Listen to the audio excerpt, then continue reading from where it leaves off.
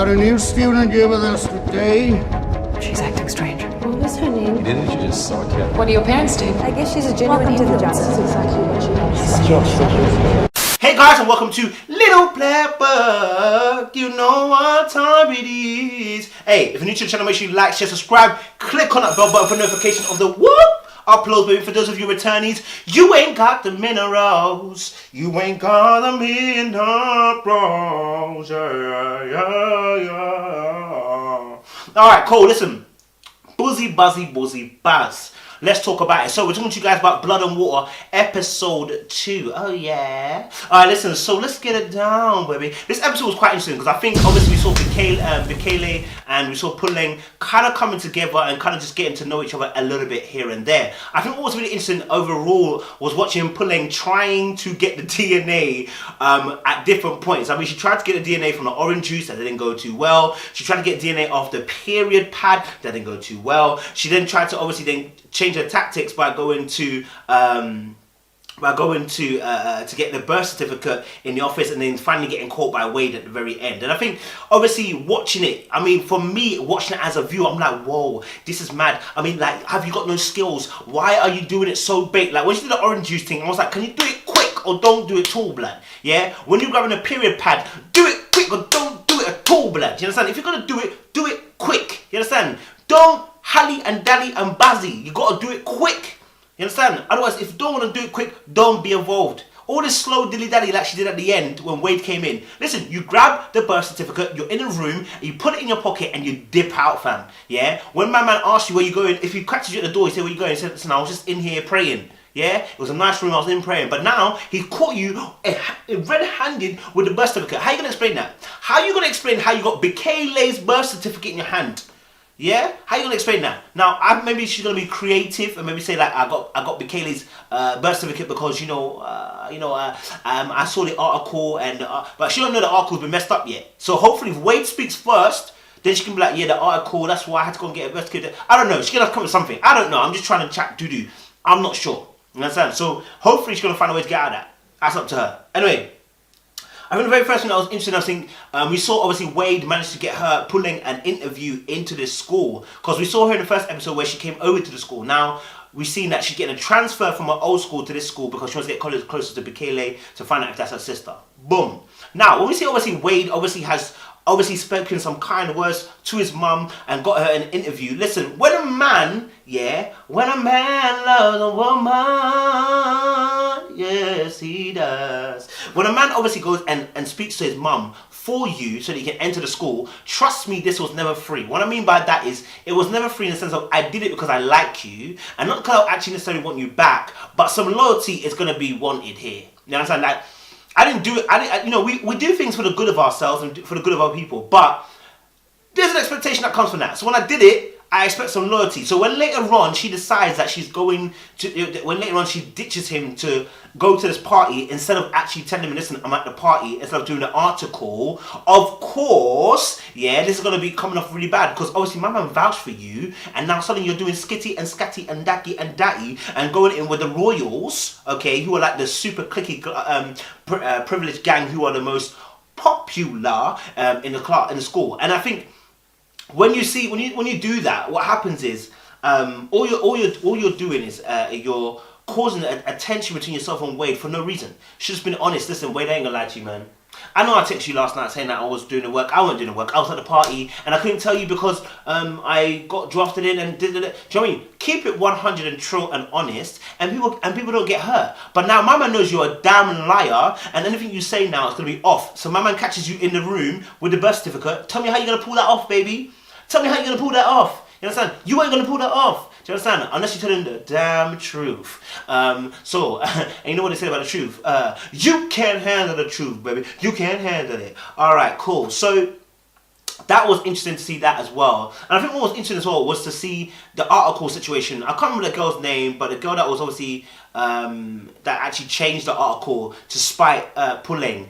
We see this all the time. People do this all the time. Like, they get spiteful, and instead of actually just dealing with the true emotional how they feel frustrated because there is a double standard. So why didn't the girl go after the royal gang? Why did she go after Puleng? What did Puleng do to you? Yeah? No, you've used Puleng as a sacrifice. You've used Puleng as the lamb to the slaughter, you understand? To get your particular way and to let blood run in the streets, right? But, you know, and so that is such a vindictive and cruel and such a small, minute-minded thing to do. You know what I'm saying? Like, there was no necessity. There was no need for it. There was no cause for doing that, except that you had a personal gain, right?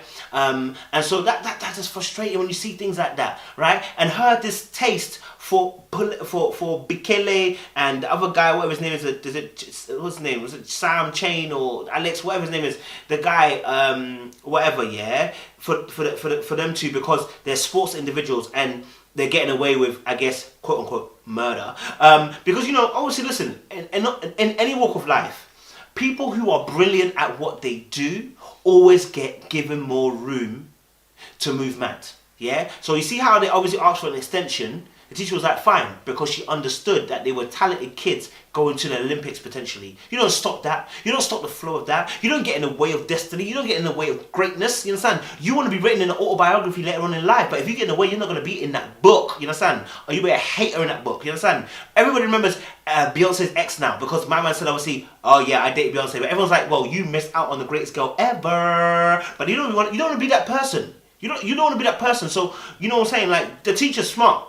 Yeah, you get an extension for 2 days. You get me?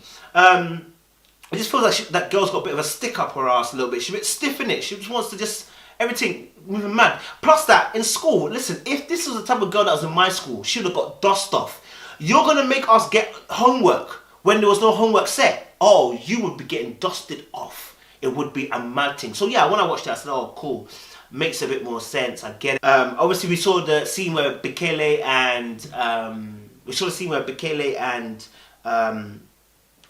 Puleng were talking at the pool, and Puleng was obviously asking questions, and she did a very interesting technique what we call stemming. So which is like trying to ask questions that kind of draw answers that are qualitative, that get the person talking, so you can actually find out more information, right? You pose questions at them, open-ended questions to try and get the person to open up and unravel. And in fact, she actually lied and told the absolute non-truth that her brother, her brother pretty much almost drowned, etc., etc., right? Now, that's always going to come back on you. Like, when you say certain stories like this, it's always going to come back on you, yeah? But I get that understanding. So what she did was she tried to make sure that she brought herself to a level where Bikele could be empathetic towards her, right? In order for her to open up. Because when we see that we've got a mutual common denominator, I'm going to feel more comfortable being able to open myself to you. Do you understand? So it's a very smart thing. And when she admits it to Wade, Wade is like, "Rah, should I be scared of you, or should I be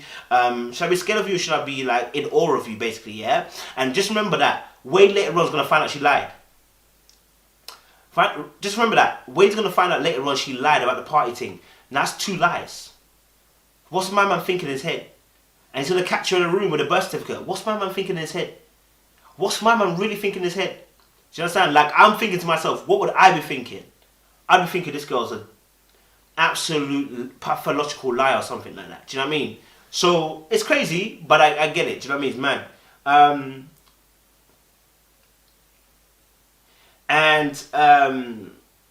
What was interesting as well at the party was kind of just talking, I want to end it on this kind of note. At the party, just watching Puleng and Bikele talking about, obviously, you know, the party, etc., etc., and then Bikele saying, obviously, you've got a nice body, you know, you've got good genes, and you see Puleng not comfortable enough to be in her bikini, right? And the reason why is, like I said, a lot of us are uncomfortable with parts of ourselves, right? Whether it's body consciousness, whether it's emotional walls we put up. There's obviously different things that we put up to kind of shield ourselves so that we don't feel so we don't feel embarrassed, and so we don't feel like we're going to be judged, right? And so sometimes it's hard to be naked, like I said, emotionally. But one of the things that's also hard as well is to be also a bit more open in terms of your dressing in front of people that you don't really know. And that takes a level of confidence that not everybody has, especially if you have a body conscious. And women are very body conscious, because all their pride oftentimes is tied into their body, and it makes sense. So yeah, guys, I want to end it on that and say, listen, Blood is Water episode 2 is a mad thing. The way it ended, I don't know, it's Wade going to really get to the bottom of Puleng's reason why she's in that room. Find out next episode review. Is Wade gonna actually bust her case? Is Wade going to even publish the article?